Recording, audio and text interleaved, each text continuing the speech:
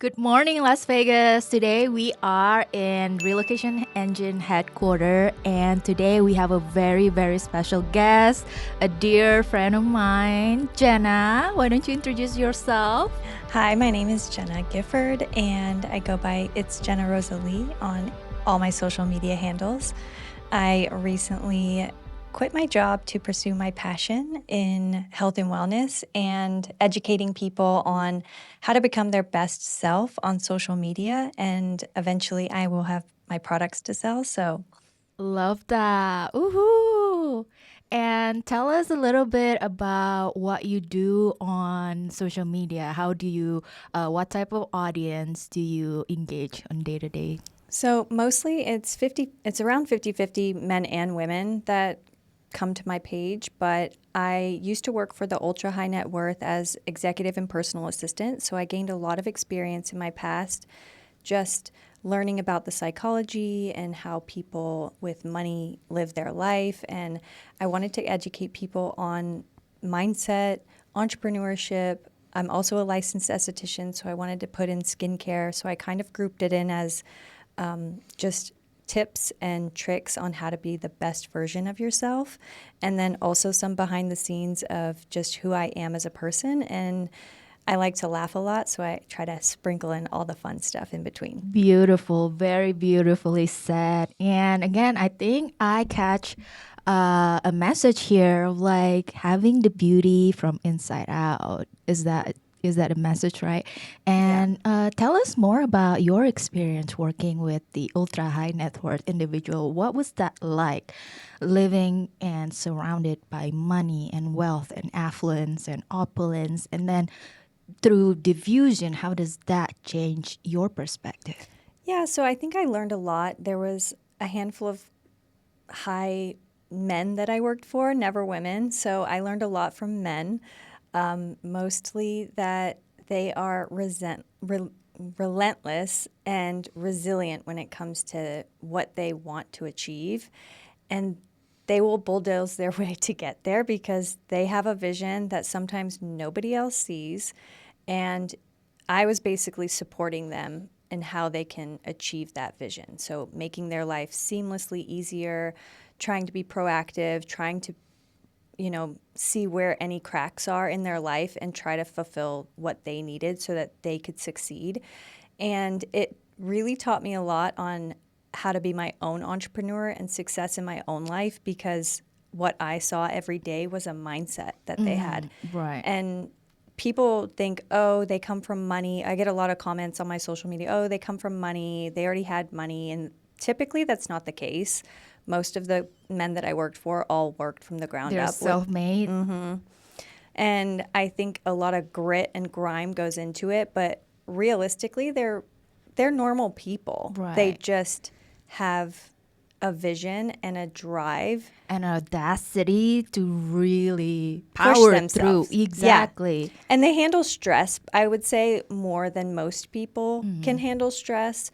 Like, I don't handle stress that well, so I What type have to, of stress have you seen that they encounter, those people? I would say just they're problem solvers. So every day they wake up to problems, no matter how big or small it is, they are putting out fires every single day. And I think that holds a lot into your body because you have to figure out what is the problem, how do I solve it, how do I solve it quickly, how much is it going to cost? And there's all these things that people don't realize that they're doing behind the scenes. And I saw some of my bosses, they would go jump in the line of work if they had to. Hey, we had this happen.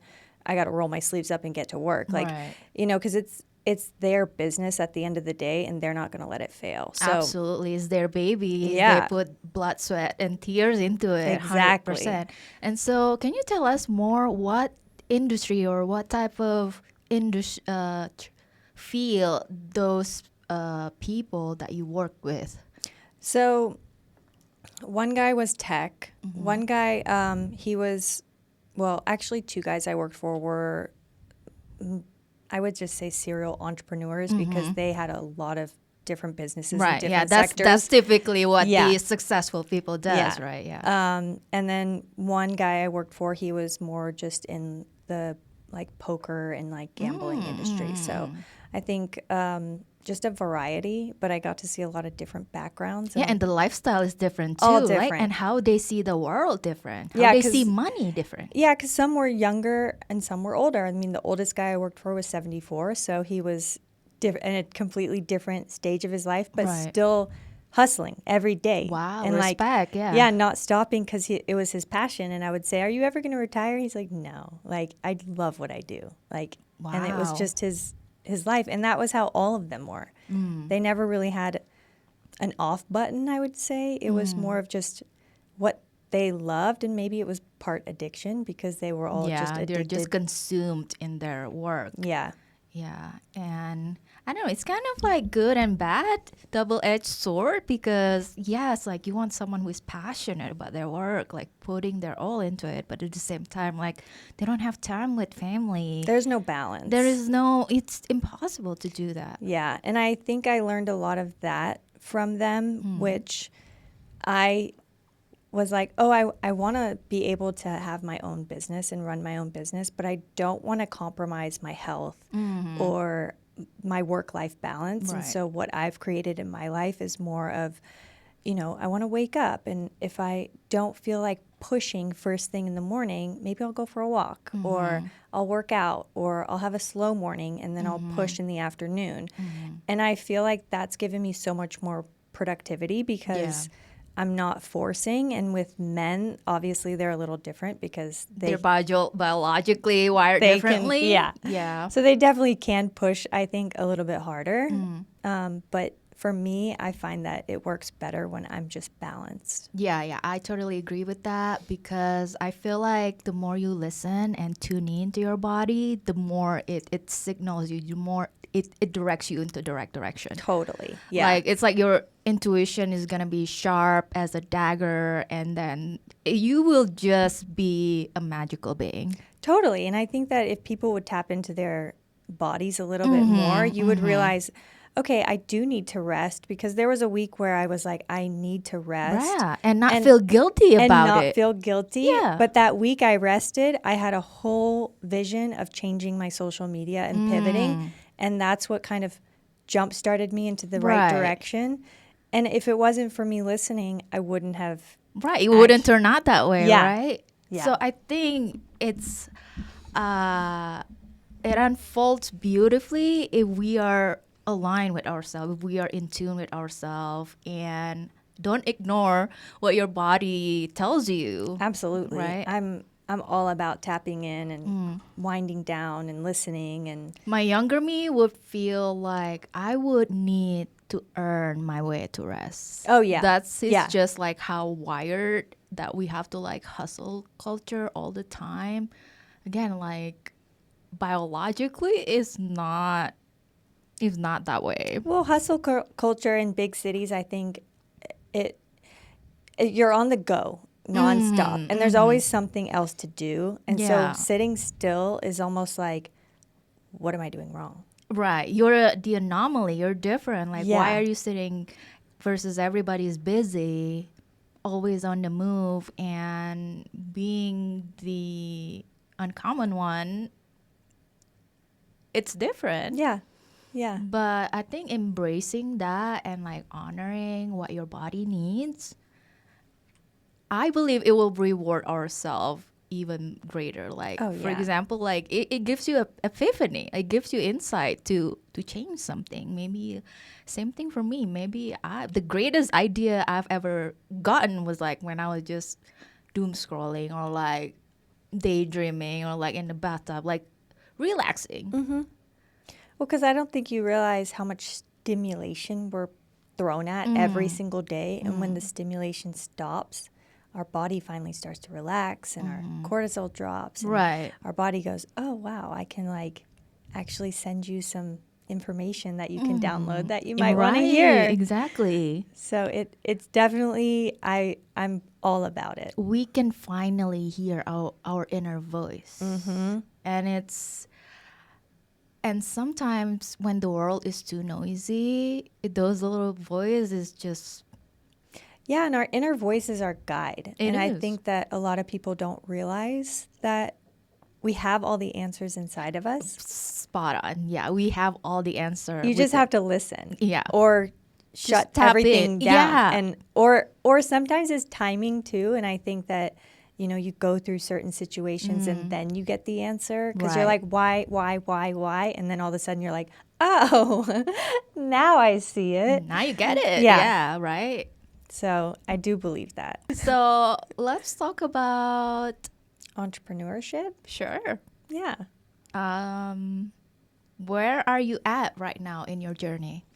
So I've had this dream for 5 years, and I actually had a vision to plan and grow this whole social media page and sell my products literally 5 years ago. And Can you tell us what is the product? yeah, so I have products for women that I created. I have workbooks, journals. I also have a skin journal for data purposes so that you can kind of write down everything that you're eating and drinking and working out, and then kind of figure out if there's some trigger point or something that's triggering a breakout or a skin rash. And that basically gives you 90 days of data. So you can go, oh, every time I drank coffee, my skin broke out or whatever. And then the other product that I have is a workbook for women that has over 350 questions to kind of get to know yourself and learn to love yourself without societal beliefs or values that maybe your family has instilled in you. So those are my two Those are powerful book. products that I have. And then I also plan on having digital products to sell to women and men and doing maybe some at-home skincare consultations with people. So if they're like, hey, I'm super overwhelmed with all the skincare that is being thrown at my face on social media, like, please help me figure out what the best at-home skincare is. And basically I would just be their guide. And do you do any procedure? I can. I'm licensed. I wanted to do the online with my business versus working in person because I don't actually love touching people's faces. Oh, wow. Yeah, but you can still help them. But I love helping people. And if I can help people in this way, so basically putting out all my knowledge on social media. It's still impactful for people, and helping them. And then eventually selling my products. I have a couple prototypes that I've been working on and kind of perfecting it.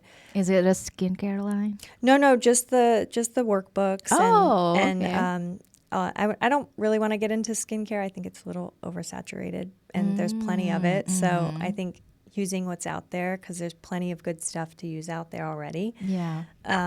But really just using the tools that I've created, I think can help people. Right. So I would say the stage that I'm in is stage, I don't know, 2. I think How many stages are there? I don't know. I would say I'm definitely past stage 1 or maybe 2 or 3. I don't know. I would say I'm in the building because I have it all mapped out. I'm doing the work. I'm seeing progress. We are continuously building. Yeah. It's a nonstop progress. Nonstop. Yeah. Yeah. So it's definitely a grind. How long have been working on this project? So I started working on it about 5 years ago. I took a break because my ex didn't want me on social media. Wow. Don't be that guy, okay? Don't be that person. I didn't know if I should say that, but you know what? He didn't want my face on social media for privacy reasons, and I tried to pivot and do a lot of different things. How did you handle that objection when he brought it up first time? Well, it was an agreement we had from the beginning when we got back together, and you do crazy things for love, you know? Love is blind. It's true. Love is blind. So I thought that maybe I could kind of pivot in another way and do faceless or AI type something. Thing. Yeah. I was like, I'll figure it out. Yeah. And every time that I tried, it was like I was filling a void that wasn't really me. And so there was always started to build a slight resentment because I was like, he's not letting me be my full potential. Yeah, your authentic because self. people want to see me. Yeah, And your real you. I'm me. And so I think it took, up until the breakup where I said, you know what, like, I really want to do this. And I started it again after school, but something didn't feel right. And so The timing, maybe. it was timing. I think I didn't have my confidence yet. And my whole world got flipped upside down last year. So I had to kind of regroup, recalibrate everything. So I think once I shifted after the new year, it was like all the stars aligned. I felt super confident. I was able to be like, you know what? I have the ability to put my mindset in this. No distractions. And no distractions and just all go full all attention, in. just you. Yeah. And your dream, achieve those dreams. So, yeah, it all aligned. And so I would say it's all come together. And even though it's maybe taken 5 years, like. But the lesson is priceless. 100%. Yeah. And I think that I learned more. And now looking back, if I had wanted to do the business 5 years ago, I don't think it would have worked. Oh, why? I don't think I had the right mindset. I don't think I had the... You weren't ready. I wasn't ready. Yeah. Even though I had the idea, it wasn't... The person you were then wasn't ready. wasn't there it wasn't yet. developed. Yeah. Yeah. So it is funny, like in hindsight, like wondering, like because I kicked myself for a lot of times thinking like, dang, I really I messed up. But even though you try to be mindful, very careful picking choice and making decision, right? But still like there are days that like unforeseen happen, like a breakup. Yeah.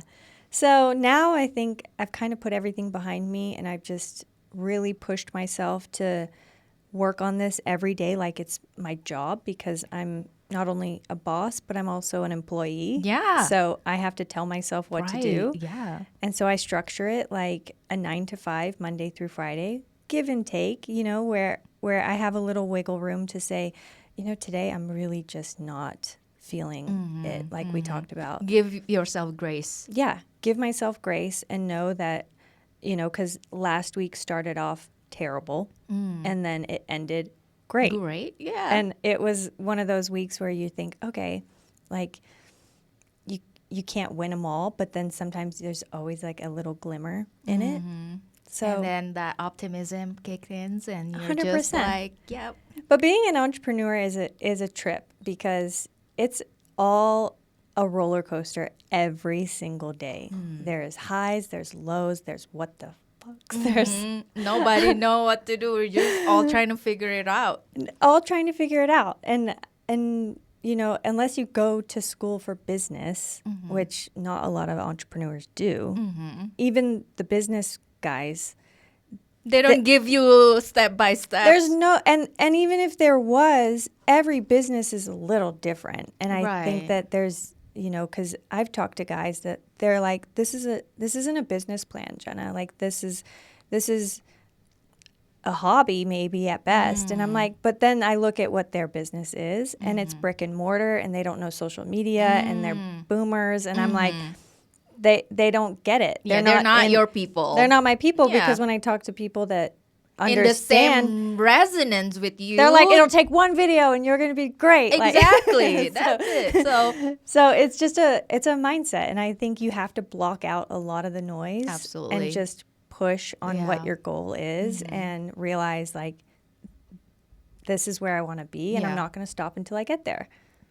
Like focus and like being so concentrated into achieving those target goals. And I think that we live in the age of distractions. 100%. Yeah. Continuous distraction, not just like from our phones, but like maybe families, friends, always like there's always something that steal your attention from you achieving your dreams. Yeah. And it's so easy to get pulled. Yeah, and how do you like set boundaries to not come across as like detached from the people that you love? Well, they all know. Everybody that knows my whole story and has watched me, they would understand. They totally get it. And most of them have pretty busy lives anyway. I'm kind of a lone wolf in some sense, where I work by myself now. I live by myself, but I have a great network of support in Vegas of friends and no family, but I call them my family. Yeah. But I would say I set the boundaries of, because girlfriends will call me in the afternoon. Hey, like, I got to tell you the story. I'm like, I have 15 minutes. And they're like, but you work for yourself. And I'm like, I also have a deadline because I need to edit this video. Because and you're post also it. your own employee. I'm like, because I'm not getting paid yet. Yes. So I have to push until I get paid. And they laugh and, they get it. They don't give me any pushback. They all know, but I also know I need them. So I have to kind of pause sometimes and say, you know what, I do need a little 15-minute break. I'm going to go for a walk, have a talk. Yeah. And it loosens me up. It drops my cortisol probably and like gives me a chance to just have that work-life balance. Yeah. Because I don't want to have what my boss's lives were like. I don't want to live like that. I definitely want to achieve my goals. And maybe it might take a little bit longer. Who cares? But I would much rather have The longer journey. an enjoyable life. Right. Absolutely. yeah. Absolutely. So let's talk biohacking. Ooh.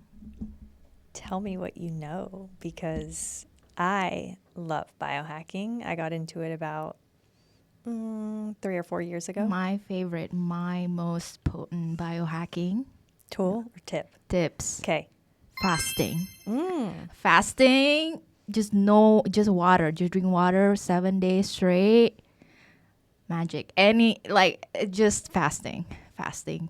Like intermittent fasting too? Just intermittent fasting count, but to me, it's just if you want to get into like ketosis, autophagy mode, just fasting 7 days straight. Have you done it? I have done it. How hard is it? It was hard. It was hard. Yeah. It was hard. I can but imagine. It's not after you feel more present within yourself and like you're more alert. I can see that. Yeah, you pay more attention to subtle stimuli that most people overlook. Like people don't pay attention to, but you picked on it, and you're more sensitive to not only your body function in a way that like, oh, why do I feel like my throat is dry? Like, you're just gonna like maybe drink some water with some salt or something, and but also like externally, like people breathe like unfiltered air or like carbon monoxide from your vehicles, and people smoke outside, and those free radicals stick on your clothes, and those little things that is unseen, but they exist Everywhere. Yeah. What is your most number one biohacking tip? Oh gosh. Number one biohacking tip. I would say, see, I'm the opposite of you. I'm all about nutrition. Oh, wow. Okay. So I noticed the biggest shift when I started reducing my glucose. So balancing my hormones by eating in the right order. So protein and fats and carbs at the end. Biggest game changer for me. I felt a big shift in my sleep, my circadian rhythm, I feel like was better. Just the overall amount of my hormones just starting to like balance out. Yeah. So I think a lot of people, it's overlooked because you don't think about it when you're just eating a taco or eating a burger, and like the glucose spikes do a lot to our body. And to me, I am not a huge eater, meaning that like people live to eat, but to me it's just like part of a day that I have to do. I don't know. It just, I'm fine without eating. I'm one of those people. Yeah. I wish I could be that person. Yeah. But my body is way too sensitive. Right. So. But again, like I think it came from the reason I started doing fasting, because I believe that our body have the ability to heal itself. given that the right equilibrium, the right proper conditions so that your cell can take care of repair itself and eat the dead cell, which is that's what autophagy really is. And so I think to me, because I felt that like a lot of not like broken, but I felt like there's a lot of dead cells that need to be cleaned up, just like bad cells that need to be cleaned up. I just need to like reset everything Yeah, I and could see start that. eating. And I think that is what the reset button for me. And again, like everybody's body is different, right? Everybody's Yeah. respond differently to certain treatment or regimen or medications. Yeah, I recently found out that I might have something called mast cell accumulation in my body, which is where your body produces more mast cells than it should. So I become overly sensitive to everything. Oh wow. Sight, like smells, lights, Yeah. like just very, very sensitive. Yeah. Because I was like, why am I so sensitive? And What type of tests to reveal that information? so I haven't done any testing, but my stepdad, he studies the brain, and I guess he's seen my brain because he's done scans on right, it, yeah. and he knows it's very sensitive already. But I was asking him like, what is the deal? And I guess one of his patients told him about it.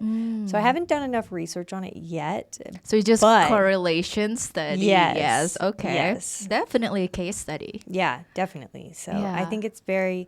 I'm always a why person. I want to get down to like The rationale about it, right? Yeah, because, isn't it funny how we all live in our bodies, but nobody really knows 100% how it functions. How it functions. How it works. Exactly. So I think once you learn how the body functions and you can support it properly And take care of it. and go with whatever your body needs, because like I have ADHD, so I can't sit at a desk all day. Right. you Same know? here. So I have to have like 3 projects and moving around and To keep you like stimulated. Right.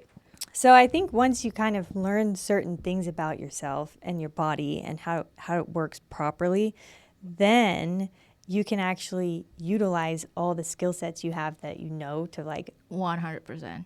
push So it. self-awareness. Self-awareness. Yeah. That's Being very conscientious and conscious about what you put, what you consume, not just what you eat, what you drink, but also what you hear, you watch on social media, what you listen what you to. say to yourself. Absolutely. That is a huge one. Self-talk. Well, I didn't even realize I had this negative belief last year, and it was coming up when I was looking for jobs again. And I was like, wow, like, how does that realization occur to you? well, I was getting triggered every time I was sending out resumes because I was right after school. I had graduated and I was like, oh, I'm just going to find an esthetician job because that's what I thought I wanted to do. And I was getting rejected and rejected.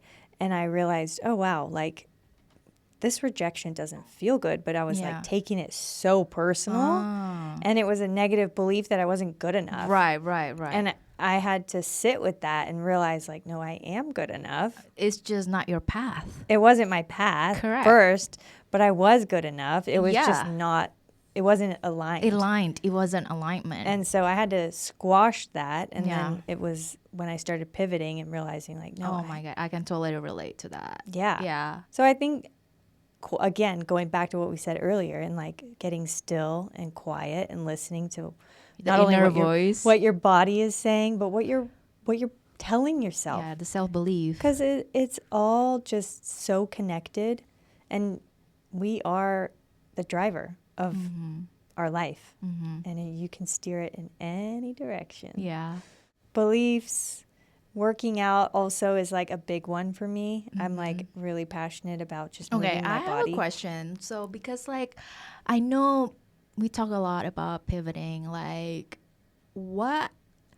so for me the biggest pivot in my life was pivoting from medical school into real estate, and it was completely flipping my world upside down in the best possible way, because I wouldn't be where I am now talking to you and having this session if I had not followed my heart at that time.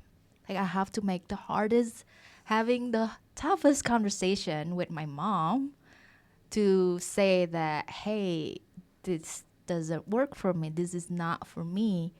I'm choosing different path.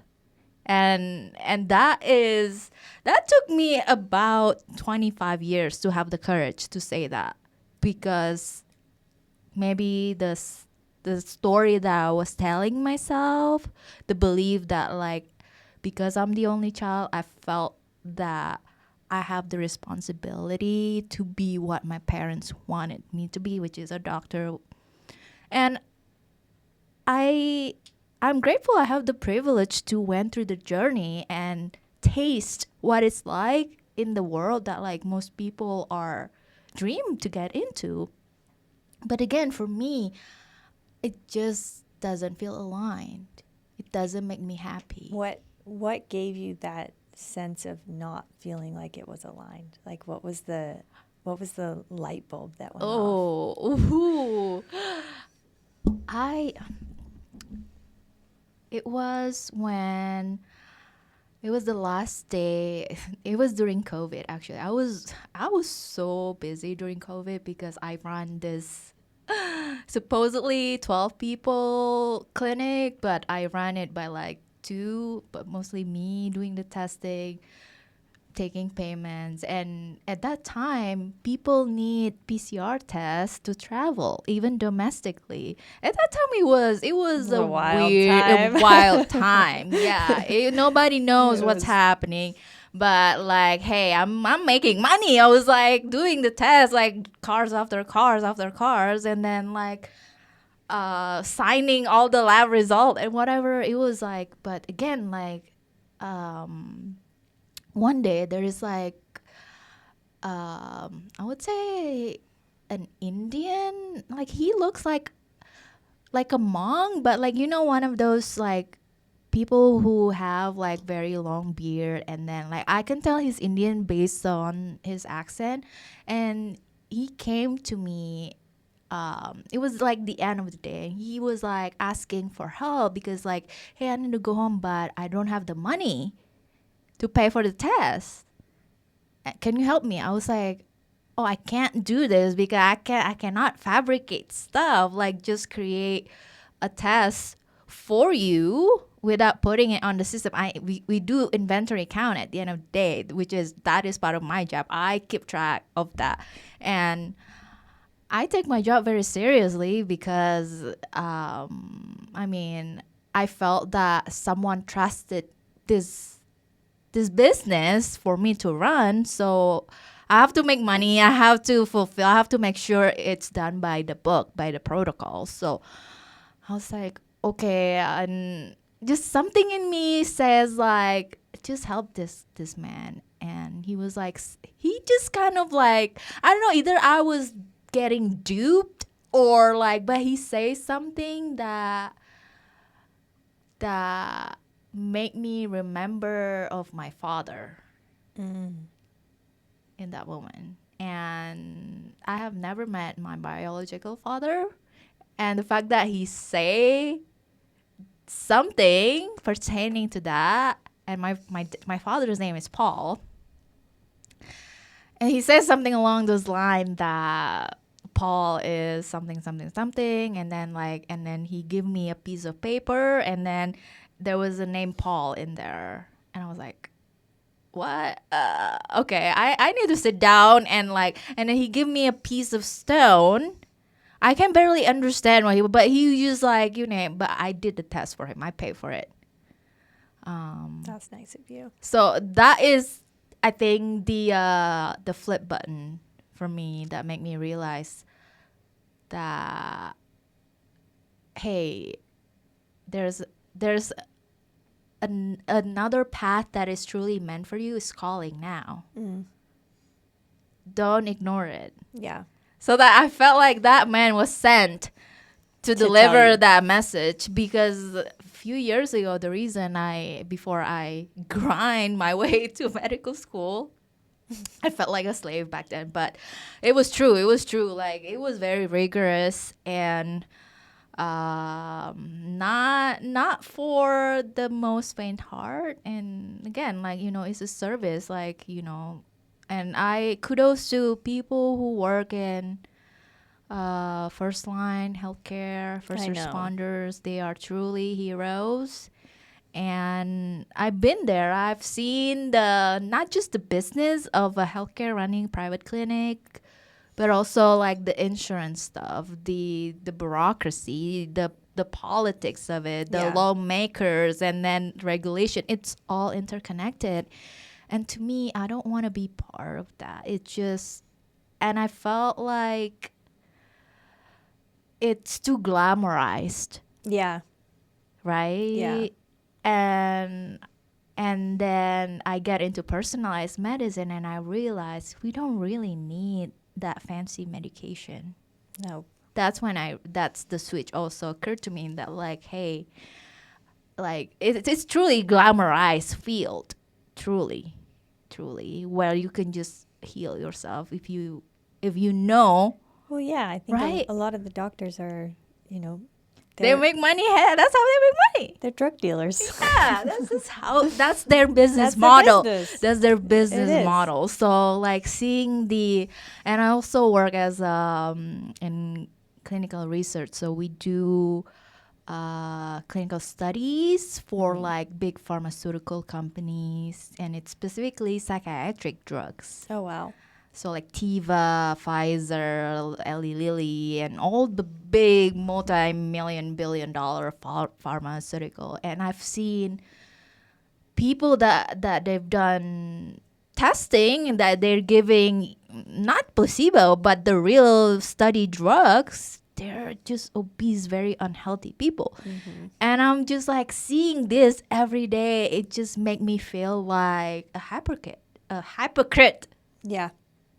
I like, yeah, I'm helping someone's uh gaining revenue, Well, you're not really truly not helping healing. somebody. Like It's just what the band-aiding. yeah. Yeah. Yeah, so it truly like, and I try to be very empathetic and compassionate, like, but if I were that person, I would not be very happy. It's funny you say that because sometimes I felt like skincare was the same way. Like Yeah. a lot of it was just The band-aided. skin is your biggest organ. But it's all about what you eat. True. And it's what you're putting in your body that makes the biggest difference of your skin. And when they were just saying, like, do these lasers, do these treatments, and I'm like, but it's not getting to the root cause. True. And so I always had a weird feeling with that as Yeah, well, where right. I'm like, Yeah. I don't know. No, that's very true. I this is a very candid story, but when I was in like teenager, I had a lot of acne. Like, Me too. Like it was bad. We try every treatment on the books until one thing that really, really helpful. I try all the type of laser, microneedling, all type of, like, even acupuncture. I've done that too. Yeah. And then what worked was Accutane. I was surprised.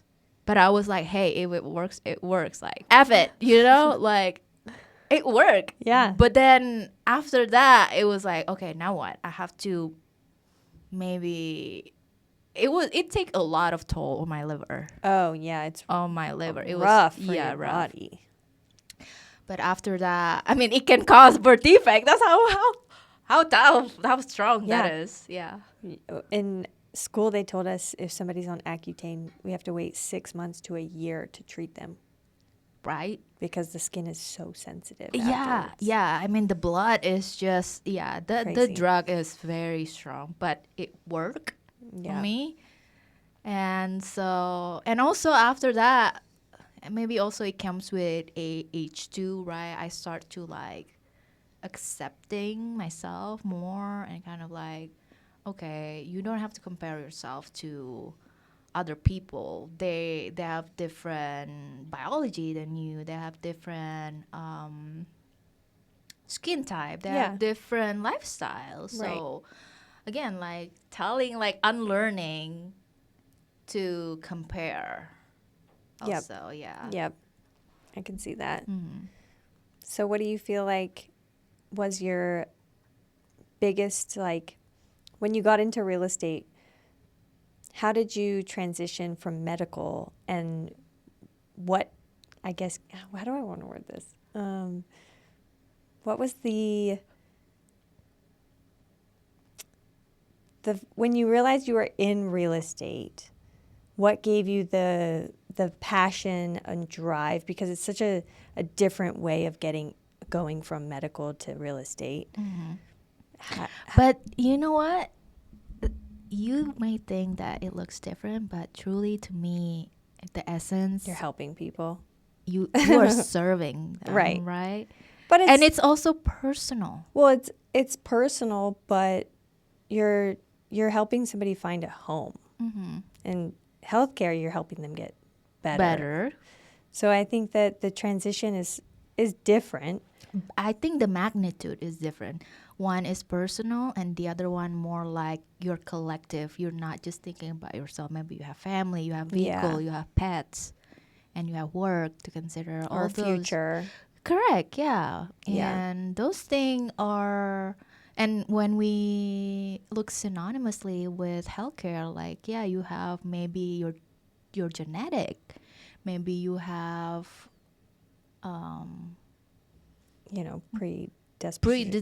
basically genetic, right? Things that we cannot change, but we can work our way around it. Right, yeah.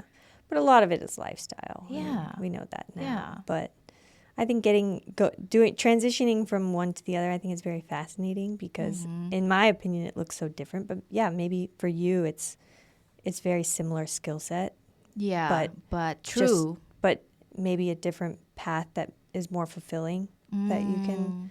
I think to me,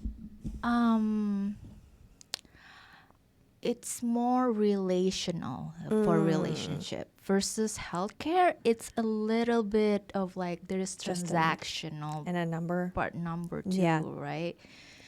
And it just feel like very mundane in healthcare. Yeah. Yeah. Versus real estate, there's a trend, there's something new. Like you can get creative, you can have a vision that you can make it your own. There's a sense of ownership. Well, and you get to look at like pretty things and houses and ideas, and people are creative by decorating, and you get to see Don't get me wrong, you can do that in healthcare too. There's this thing called medical tourism where people, it's very common, right? And it's a high margin business to do that. So again, like there's always the good and the bad, right? In every, but again, to me, what makes it that real estate is the one for me is like, I think the sense of having, because the first feeling when we bought our home, that sense of, who's we? Me and my mom. Oh, okay. Shout out, Mom, if you're watching this. Hey, Mom. I love you. So when we first bought, it was like June last year. It was not even a year ago. So it was during the closing day. It was very fast decision. I don't know. I think it was her intuition. Mom's intuition always spot on. Yeah, kudos. I mean, she knows that just looking at from the picture and from Zillow, and then I was in the middle of doing licensing because I was licensed in California, but I need to take a license for Nevada. Right. And so we saw the picture, and my mom was like, okay, let's make a trip, like a weekend trip. We came, stay at like some Marriott hotel somewhere, and we went there, and I was like, yep, let's make an offer like right then. And I was like, what? Okay, yeah. And it was the best decision we ever made. I love that. And you just know, right? You just know. I just like when trust girls her. Put on their wedding dress and they're like, yeah, you just know. It's incredible how there's no logical reasoning behind it. How? Well, I think that's that goes back to what we said earlier, and like tuning in your body will just feel know. good. They're like, Like, yeah, your body will like agree to it. Same too. decision I had when I was quitting my job to do my stuff full time. It was like I just knew.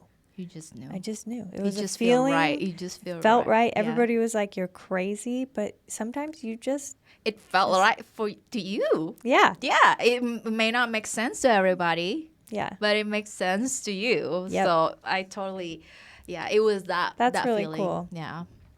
So I think I see how the intensity of the feeling and the impact it had on me. I want other people to have that too. Well, I'm sure you want to like recreate that for other people so that when they see the house and they know it's the one. Yeah, exactly. Like, I've been there. Like you knew, and like seeing the closing day when they first like getting the key, open the door. That's the same thing, right? And like what's very special, it was like the owner of the home came to hand deliver the mailbox key himself, and we got to. I mean, he was a big shot. I'm not gonna drop names, but he was the former president of Vegas.com and Alien Travel Agency, but he was a big shot. He lived in the Summit, so anyway, he owned there, and that's a good connection. It's a good connection. I was like, and we get to meet. So it was like it would just feel like prearranged. Yeah. And again, my mom's intuition, it's led us to that point. Is that the house that I saw? Yes. Oh, that's so cool. Yeah. And it just felt right. And everything aligning, everything unfolding the way it should be. And I think that's how home buying process should feel like to me. I think that you have the gift of being able to listen to people and understand exactly what they're wanting, and then figuring that out with them with a seamless process.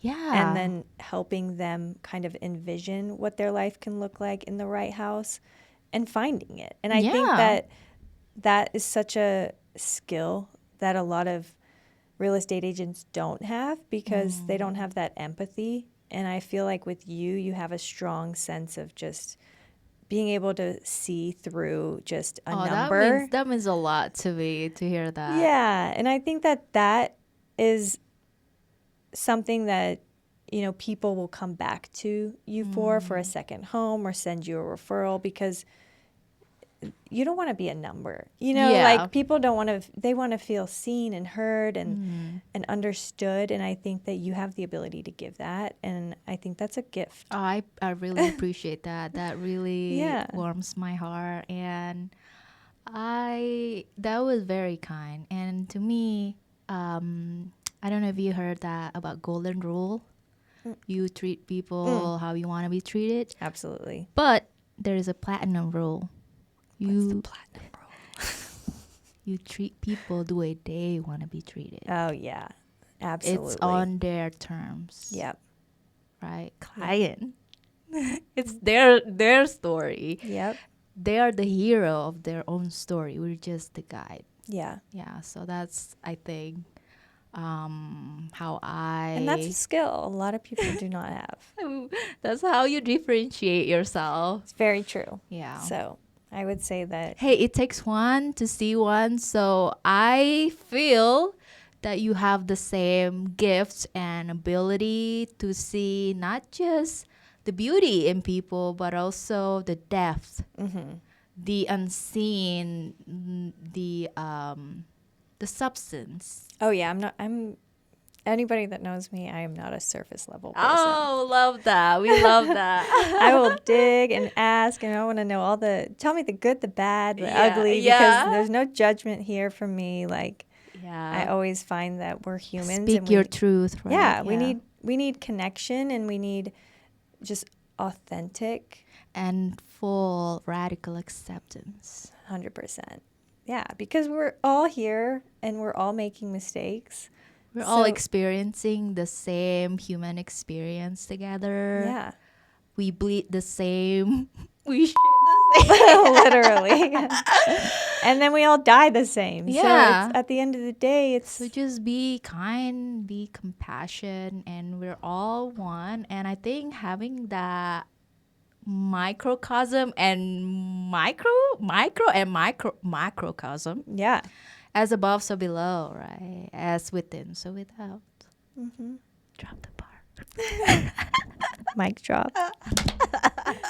Thank you guys so much for tuning in to our Relocation Engine podcast with our special guest. If you guys want to follow her, you must follow her at is Jenna Rosalie. And thank you for coming to our show. Thank you We for having love me. having you here, and thank you for sharing your story, your truth with us. It was an honor. Thank you so much. This was super fun. So if you ever want me back on, give me a call.